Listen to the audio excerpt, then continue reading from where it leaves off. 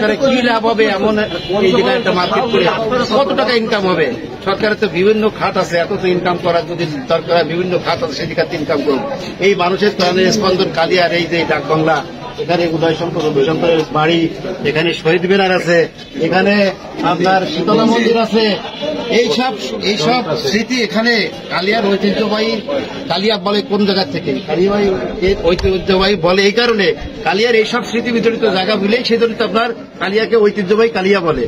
তাই আমার বিনীত আবেদন সরকারের কাছে, মাননীয় প্রধান উপদেষ্টা আপনি এই বিষয়টা দৃষ্টি আকর্ষণ করেন। আপনার কাছে ব্যাকুল অনুরোধ আবেদন, কালিয়াবাসীর হৃদয়ে আপনি আঘাত করেছেন, অতএব আপনি কাছে অনুরোধ করতেছি যে আপনি এই কাজ থেকে বিরত থাকুন। আপনার সরকারি মহলের সাথে আমাদেরকে বাকবিতণ্ডে জড়াবেন না। আপনারা জানেন আমাদের এই কালিয়ার ঐতিহ্যবাহী ডাকবাংলা চত্বর, এটা আমাদের উদয়শঙ্কর রবিশঙ্করের তাদের বাসা বাসভবন।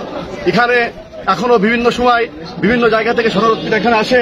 আমি সরকারের কাছে এই দাবি জানাই এবং অতি দ্রুত সময়ের মধ্যে আমাদের এই স্থাপনা সরিয়ে এখানে যাদের জনগণের যে প্রত্যাশা আছে এই প্রত্যাশা পূরণ করে, এই প্রত্যাশা আমি সরকারের কাছে দাবি রাখছি কালিয়াবাসীর পক্ষ থেকে।